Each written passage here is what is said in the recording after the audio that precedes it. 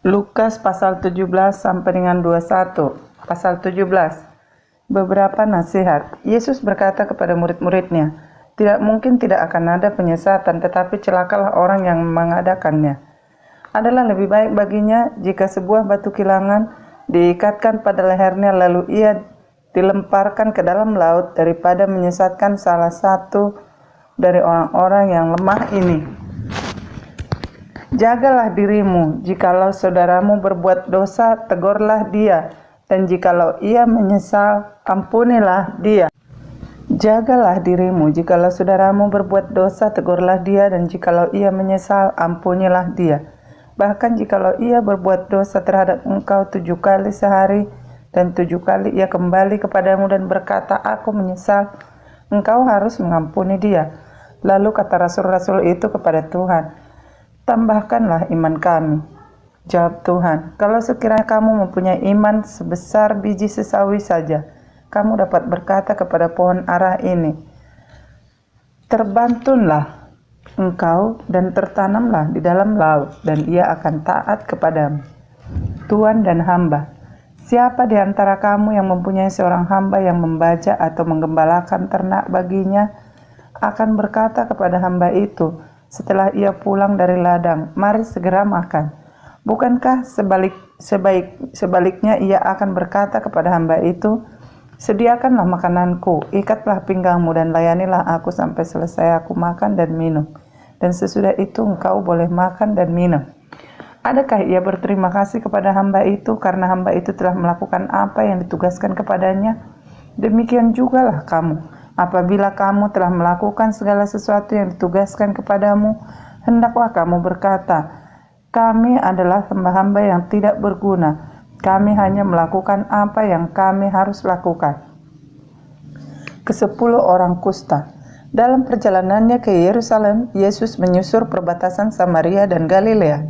Ketika ia memasuki suatu desa, datanglah 10 orang kusta menemui dia.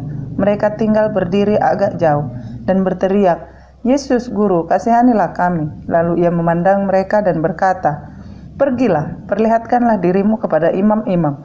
Dan sementara mereka di tengah jalan, mereka menjadi tahir. Seorang dari mereka ketika melihat bahwa ia telah sembuh, kembali sambil memuliakan Allah dengan suara nyaring. Lalu tersungkur di depan kaki Yesus dan mengucap syukur kepadanya. Orang itu adalah seorang Samaria. Lalu Yesus berkata, "Bukankah ke-10 orang tadi semuanya telah menjadi tahir? Di manakah yang 9 orang itu? Tidak adakah di antara mereka yang kembali untuk memuliakan Allah selain daripada orang asing ini?" Lalu ia berkata kepada orang itu, "Berdirilah dan pergilah, imanmu telah menyelamatkan engkau." Kedatangan kerajaan Allah. Atas pertanyaan orang-orang Farisi apabila kerajaan Allah akan datang, Yesus menjawab, katanya, "Kerajaan Allah datang tanpa tanda-tanda lahiriah. Juga orang tidak dapat mengatakan, 'Lihat, ia ada di sini,' atau 'ia ada di sana.' Sebab sesungguhnya kerajaan Allah ada di antara kamu." Dan ia berkata kepada murid-muridnya, "Akan datang waktunya kamu ingin melihat satu daripada hari-hari Anak Manusia itu, dan kamu tidak akan melihatnya. Dan orang akan berkata kepadamu, 'Lihat, ia ada di sana. Lihat, ia ada di sini.' Jangan kamu pergi ke situ, jangan kamu ikut. Sebab sama seperti kilat memancar dari ujung langit yang satu ke ujung langit yang lain, demikian pula lah kelak halnya Anak Manusia pada hari kedatangannya. Tetapi ia harus menanggung banyak penderitaan dahulu dan ditolak oleh angkatan ini. Dan sama seperti terjadi pada zaman Nuh, demikian pula lah halnya kelak pada hari-hari Anak Manusia. Mereka makan dan minum, mereka kawin dan dikawinkan, sampai kepada hari Nuh masuk ke dalam bahtera. Lalu datanglah air bah dan membinasakan mereka semua. Demikian juga seperti yang terjadi di zaman Lot. Mereka makan dan minum, mereka membeli dan menjual, mereka menanam dan membangun. Tetapi pada hari Lot pergi keluar dari Sodom, turunlah hujan api dan hujan belerang dari langit dan membinasakan mereka semua. Demikianlah halnya kelak pada hari di mana Anak Manusia menyatakan dirinya. Barang siapa pada hari itu sedang di peranginan di atas rumah dan barang-barangnya ada di dalam rumah, janganlah ia turun untuk mengambilnya. Dan demikian juga orang yang sedang di ladang, janganlah ia kembali. Ingatlah akan istri Lot. Barang siapa berusaha memelihara nyawanya, ia akan kehilangan nyawanya. Dan barang siapa kehilangan nyawanya, ia akan menyelamatkannya. Aku berkata kepadamu, pada malam itu ada 2 orang di atas satu tempat tidur, yang seorang akan dibawa dan yang lain akan ditinggalkan. Ada 2 orang perempuan bersama-sama mengilang, yang seorang akan dibawa dan yang lain akan ditinggalkan. Kalau ada 2 orang di ladang, yang seorang akan dibawa dan yang lain akan ditinggalkan. Kata mereka kepada Yesus, "Di mana Tuhan?" Katanya kepada mereka, "Di mana ada mayat, di situ berkerumun burung nasar." Lukas pasal 18, perumpamaan tentang hakim yang tak benar. Yesus mengatakan suatu perumpamaan kepada mereka untuk menegaskan bahwa mereka harus selalu berdoa dengan tidak jemu-jemu. Katanya, dalam sebuah kota ada seorang hakim yang tidak takut akan Allah dan tidak menghormati seorang pun. Dan di kota itu ada seorang janda yang selalu datang kepada hakim itu dan berkata, "Belalah aku terhadap lawanku." Beberapa waktu lamanya, hakim itu menolak, tetapi kemudian ia berkata dalam hatinya, "Walaupun aku tidak takut akan Allah dan tidak menghormati seorang pun, namun karena janda ini menyusahkan aku, baiklah aku membenarkan dia, supaya jangan terus saja ia datang dan akhirnya menyerang aku." Kata Tuhan, "Camkanlah apa yang dikatakan hakim yang lalim itu. Tidakkah Allah akan membenarkan orang-orang pilihannya yang siang malam berseru kepadanya, dan adakah ia mengulur-ngulur waktu sebelum menolong mereka? Aku berkata kepadamu, ia akan segera membenarkan mereka. Akan tetapi jika Anak Manusia itu datang, adakah ia mendapati iman di bumi?" Perumpamaan tentang orang Farisi dengan pemungut cukai. Dan kepada beberapa orang yang menganggap dirinya benar dan memandang rendah semua orang lain, Yesus mengatakan perumpamaan ini. Ada 2 orang pergi ke bait Allah untuk berdoa. Yang seorang adalah Farisi dan yang lain pemungut cukai. Orang Farisi itu berdiri dengan berdoa dalam hatinya begini, "Ya Allah, aku mengucapkan syukur kepadamu, karena aku tidak sama seperti semua orang lain, bukan perampok, bukan orang lalim, bukan pezina, dan bukan juga seperti pemungut cukai ini. Aku berpuasa 2 kali seminggu, aku memberikan 1/10 dari hasil penghasilanku." Tetapi pemungut cukai itu berdiri jauh-jauh, bahkan ia tidak berani menengadah ke langit. Melainkan ia memukul diri dan berkata, "Ya Allah, kasihanilah aku orang berdosa ini." Aku berkata kepadamu, orang ini pulang ke rumahnya sebagai orang yang dibenarkan Allah, dan orang yang lain itu tidak. Sebab barang siapa meninggikan diri, ia akan direndahkan, dan barang siapa merendahkan diri, ia akan ditinggikan. Yesus memberkati anak-anak. Maka datanglah orang-orang membawa anak-anaknya yang kecil kepada Yesus supaya ia menjamah mereka.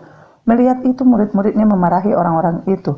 Tetapi Yesus memanggil mereka dan berkata, "Biarkanlah anak-anak itu datang kepadaku dan jangan kamu menghalang-halangi mereka. Sebab orang-orang yang seperti itulah yang mempunyai kerajaan Allah. Aku berkata kepadamu, sesungguhnya barang siapa tidak menyambut kerajaan Allah seperti seorang anak kecil, ia tidak akan masuk ke dalamnya." Orang kaya sukar masuk kerajaan Allah. Ada seorang pemimpin bertanya kepada Yesus, katanya, "Guru yang baik, apa yang harus aku perbuat untuk memperoleh hidup yang kekal?" Jawab Yesus, "Mengapa engkau katakan aku baik? Tak seorang pun yang baik selain daripada Allah saja. Engkau tentu mengetahui segala perintah Allah. Jangan berzina, jangan membunuh, jangan mencuri, jangan mengucapkan saksi dusta. Hormatilah ayahmu dan ibumu," kata orang itu. "Semuanya itu telah kuturuti sejak masa mudaku." Mendengar itu Yesus berkata kepadanya, "Masih tinggal satu hal lagi yang harus kau lakukan. Juallah segala yang kau miliki dan bagi-bagikanlah itu kepada orang-orang miskin. Maka engkau akan beroleh harta di sorga. Kemudian datanglah kemari dan ikutlah aku." Ketika orang itu mendengar perkataan itu, ia menjadi amat sedih sebab ia sangat kaya. Lalu Yesus memandang dia dan berkata, "Alangkah sukarnya orang yang beruang masuk ke dalam kerajaan Allah. Sebab lebih mudah seekor unta masuk melalui lubang jarum daripada seorang kaya masuk ke dalam kerajaan Allah." Dan mereka yang mendengar itu berkata, "Jika demikian, siapakah yang dapat diselamatkan?" Kata Yesus, "Apa yang tidak mungkin bagi manusia, mungkin bagi Allah." Upah mengikut Yesus. Petrus berkata, "Kami ini telah meninggalkan segala kepunyaan kami dan mengikut Engkau." Kata Yesus kepada mereka, Aku berkata kepadamu, sesungguhnya setiap orang yang karena kerajaan Allah meninggalkan rumahnya, istrinya atau saudaranya, orang tuanya atau anak-anaknya, akan menerima kembali lipat ganda pada masa ini juga, dan pada zaman yang akan datang, ia akan menerima hidup yang kekal. Pemberitahuan ketiga tentang penderitaan Yesus. Yesus memanggil ke-12 muridnya lalu berkata kepada mereka, "Sekarang kita pergi ke Yerusalem dan segala sesuatu yang ditulis oleh para nabi mengenai Anak Manusia akan digenapi. Sebab ia akan diserahkan kepada bangsa-bangsa yang tidak mengenal Allah, diolok-olokkan, dihina dan diludahi. Dan mereka menyesah dan membunuh dia, dan pada hari ketiga ia akan bangkit." Akan tetapi mereka sama sekali tidak mengerti semuanya itu. Arti perkataan itu tersembunyi bagi mereka, dan mereka tidak tahu apa yang dimaksudkan. Yesus menyembuhkan seorang buta dekat Yeriko. Waktu Yesus hampir tiba di Yeriko, ada seorang buta yang duduk di pinggir jalan dan mengemis. Waktu orang itu mendengar orang banyak lewat, ia bertanya, "Apa itu?" Kata orang itu kepadanya, "Yesus orang Nazaret lewat." Lalu ia berseru, "Yesus anak Daud, kasihanilah aku." Maka mereka yang berjalan di depan menegur dia supaya ia diam. Namun semakin keras ia berseru, "Anak Daud, kasihanilah aku." Lalu Yesus berhenti dan menyuruh membawa orang itu kepadanya. Dan ketika ia telah berada di dekatnya, Yesus bertanya kepadanya, "Apa yang kau kehendaki supaya aku perbuat bagimu?" Jawab orang itu, "Tuhan, supaya aku dapat melihat." Lalu kata Yesus kepadanya, "Melihatlah engkau, imanmu telah menyelamatkan engkau." Dan seketika itu juga melihatlah ia, lalu mengikuti dia sambil memuliakan Allah. Seluruh rakyat melihat hal itu dan memuji-muji Allah. Lukas pasal 19. Zakheus.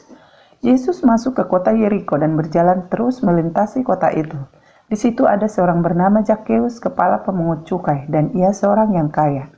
Ia berusaha untuk melihat orang apakah Yesus itu, tetapi ia tidak berhasil karena orang banyak, sebab badannya pendek. Maka berlarilah ia mendahului orang banyak, lalu memanjat pohon ara untuk melihat Yesus yang akan lewat di situ. Ketika Yesus sampai ke tempat itu, ia melihat ke atas dan berkata, "Zakheus, segeralah turun, sebab hari ini aku harus menumpang di rumahmu." Lalu Zakheus segera turun dan menerima Yesus dengan sukacita. Tetapi semua orang yang melihat hal itu bersungut-sungut, katanya, "Ia menumpang di rumah orang berdosa."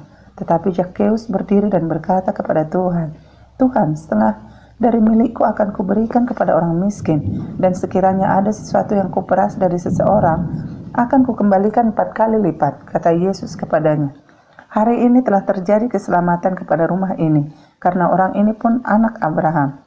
Sebab Anak Manusia datang untuk mencari dan menyelamatkan yang hilang." Perumpamaan tentang uang mina. Untuk mereka yang mendengarkan dia di situ, Yesus melanjutkan perkataannya dengan suatu perumpamaan. Sebab ia sudah dekat Yerusalem dan mereka menyangka bahwa kerajaan Allah akan segera kelihatan. Maka ia berkata, "Ada seorang bangsawan berangkat ke sebuah negeri yang jauh untuk dinobatkan menjadi raja di situ, dan setelah itu baru kembali. Ia memanggil 10 orang hambanya dan memberikan 10 mina kepada mereka. Katanya, 'Pakailah ini untuk berdagang sampai aku datang kembali.' Akan tetapi orang-orang bangsanya membenci dia, lalu mengirimkan utusan menyusul dia untuk mengatakan, 'Kami tidak mau orang ini menjadi raja atas kami.' Dan terjadilah ketika ia kembali, setelah ia dinobatkan menjadi raja, ia menyuruh memanggil hamba-hambanya yang telah diberinya uang itu, untuk mengetahui berapa hasil dagang mereka masing-masing. Orang yang pertama datang dan berkata, 'Tuan, mina tuan yang satu itu telah menghasilkan 10 mina.' Katanya kepada orang itu, 'Baik sekali perbuatanmu itu, hai hamba yang baik. Engkau telah setia dalam perkara kecil, karena itu terimalah kekuasaan atas 10 kota.'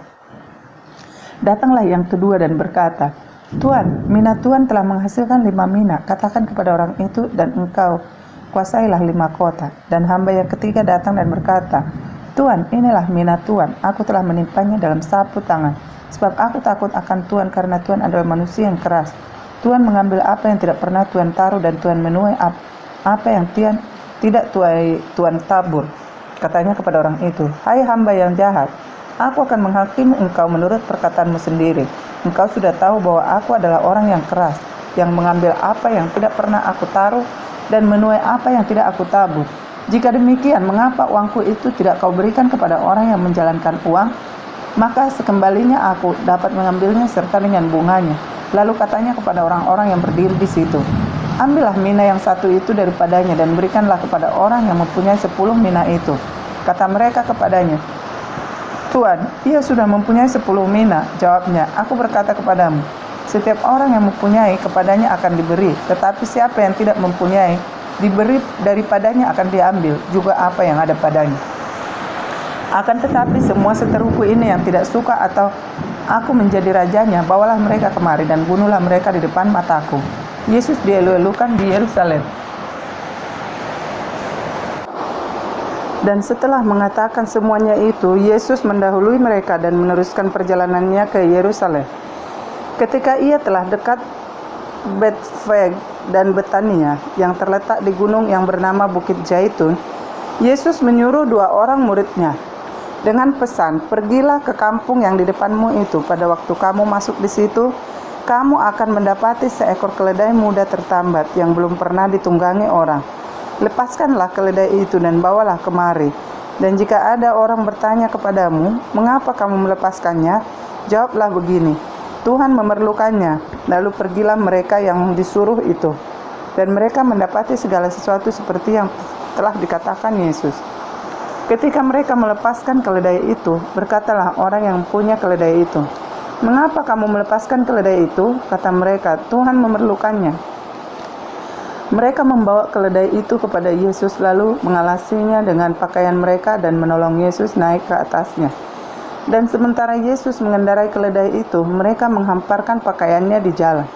Ketika ia dekat Yerusalem, di tempat jalan menurun dari Bukit Zaitun, mulailah semua murid yang mengiringi dia bergembira dan memuji Allah dengan suara nyaring, oleh karena segala mukjizat yang telah mereka lihat. Kata mereka, "Diberkatilah dia yang datang sebagai Raja dalam nama Tuhan, damai sejahtera di sorga dan kemuliaan di tempat yang maha tinggi."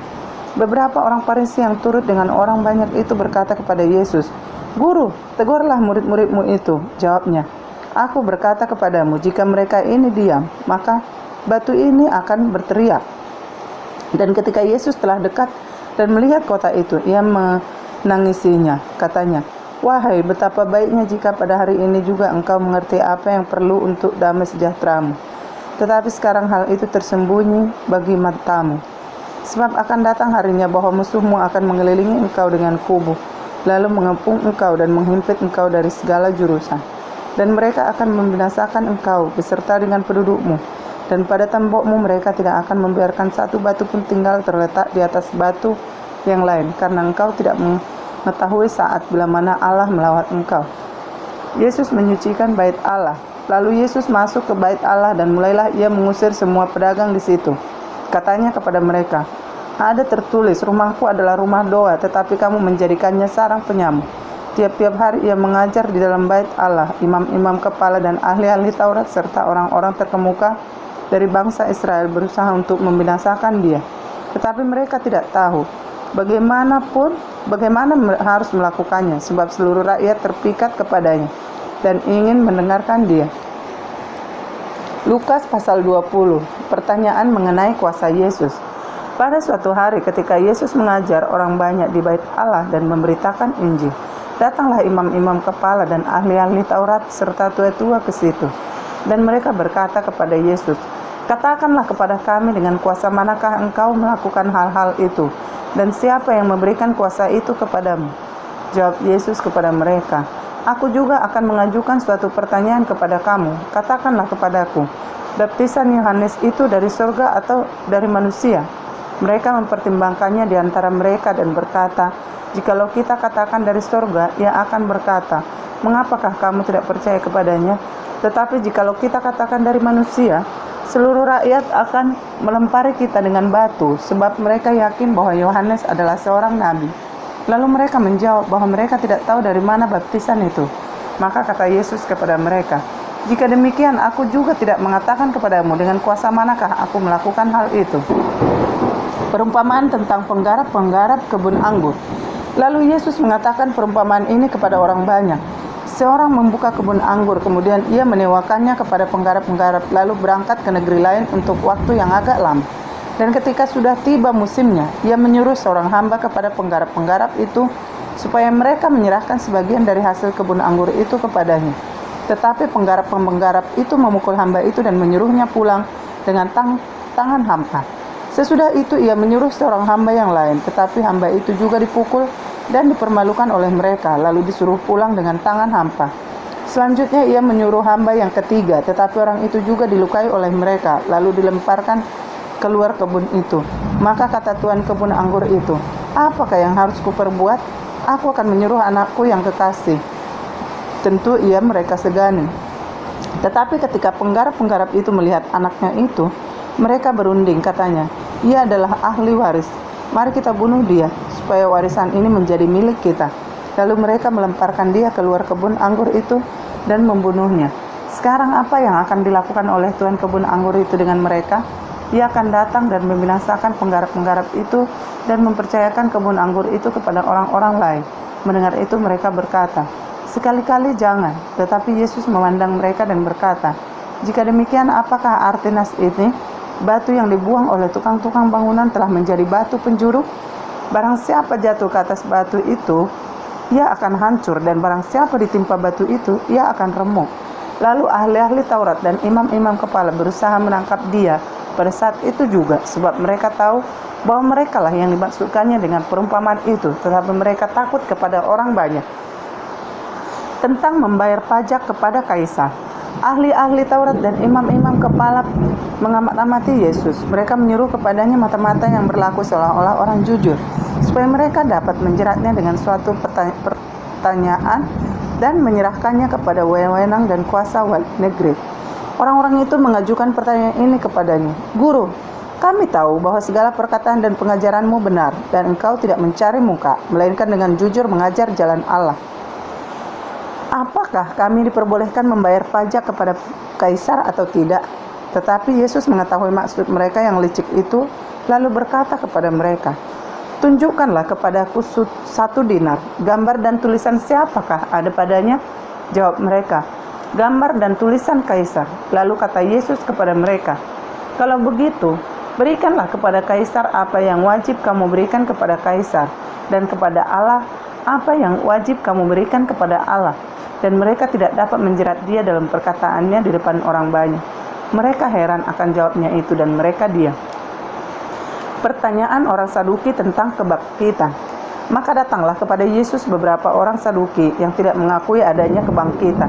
Mereka bertanya kepadanya, "Guru, Musa menuliskan perintah ini untuk kita. Jika seorang yang mempunyai saudara laki-laki mati, sedang istrinya masih ada, tetapi ia tidak meninggalkan anak, saudaranya harus kawin dengan istrinya itu dan membangkitkan keturunan bagi saudaranya itu. Adalah 7 orang bersaudara. Yang pertama kawin dengan seorang perempuan, lalu mati dengan tidak meninggalkan anak. Lalu perempuan itu dikawini oleh yang kedua, dan oleh yang ketiga, dan demikian berturut-turut oleh ke-7 saudaranya itu. Mereka semuanya mati dengan tidak meninggalkan anak. Akhirnya perempuan itu pun mati. Bagaimana sekarang dengan perempuan itu? Siapakah di antara orang-orang itu yang menjadi suaminya pada hari kebangkitan? Sebab ke-7-nya telah beristrikan dia." Jawab Yesus kepada mereka, "Orang-orang dunia ini kawin dan dikawinkan, tetapi mereka yang dianggap layak untuk mendapat bagian dalam dunia yang lain itu dan dalam kebangkitan dari antara orang mati, tidak kawin dan tidak dikawinkan. Sebab mereka tidak dapat mati lagi. Mereka sama seperti malaikat-malaikat, dan mereka adalah anak-anak Allah karena mereka telah dibangkitkan." Tentang bangkitnya orang-orang mati, Musa telah memberitahukannya dalam nas tentang semak duri, di mana Tuhan disebut Allah Abraham, Allah Ishak, dan Allah Yakub. Ia bukan Allah orang mati, melainkan Allah orang hidup, sebab di hadapan Dia semua orang hidup. Mendengar itu beberapa ahli Taurat berkata, "Guru, jawabmu itu tepat sekali," sebab mereka tidak berani lagi menanyakan apa-apa kepada Yesus. Hubungan antara Yesus dan Daud. Tetapi Yesus berkata kepada mereka, "Bagaimana orang dapat mengatakan bahwa Mesias adalah anak Daud? Sebab Daud sendiri berkata dalam kitab Mazmur, 'Tuhan telah berfirman kepada Tuanku, duduklah di sebelah kananku sampai kubuat musuh-musuhmu menjadi tumpuan kakimu.' Jadi Daud menyebut dia tuannya, bagaimana mungkin ia anaknya pula?" Yesus menasihatkan supaya waspada terhadap ahli-ahli Taurat. Ketika semua orang banyak mendengarkan, Yesus berkata kepada murid-muridnya, "Waspadalah terhadap ahli-ahli Taurat yang suka berjalan-jalan, memakai jubah panjang, dan suka menerima penghormatan di pasar, yang suka duduk di tempat terdepan di rumah ibadat dan di tempat terhormat dalam perjamuan, yang menelan rumah janda-janda, dan yang mengelabui mata orang dengan doa yang panjang-panjang. Mereka itu pasti akan menerima hukuman yang lebih berat." Lukas pasal 21. Persembahan seorang janda miskin. Ketika Yesus mengangkat mukanya, Ia melihat orang-orang kaya memasukkan persembahan mereka ke dalam peti persembahan. Ia melihat juga seorang janda miskin memasukkan 2 peser ke dalam peti itu. Lalu Ia berkata, "Aku berkata kepadamu, sesungguhnya janda miskin ini memberi lebih banyak daripada semua orang itu, sebab mereka semua memberi persembahannya dari kelimpahannya. Tetapi janda ini memberi dari kekurangannya, bahkan ia memberi seluruh nafkahnya." Bait Allah akan diruntuhkan.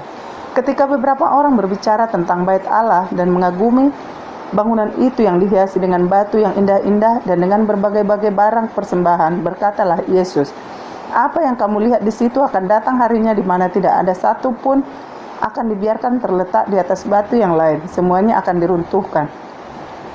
Permulaan penderitaan. Dan murid-murid bertanya kepada Yesus, katanya, "Guru, bila manakah itu akan terjadi?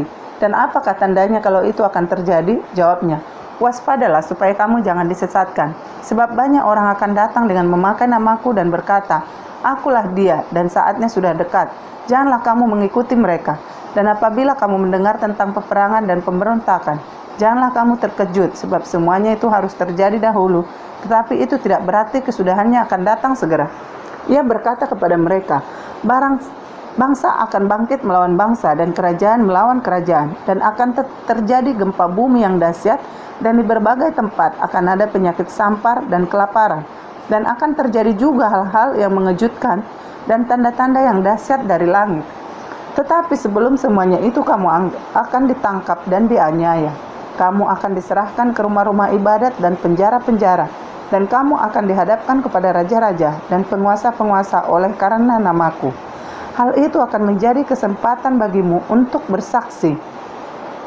Sebab itu, tetapkanlah di dalam hatimu supaya kamu jangan memikirkan lebih dahulu pembelaanmu.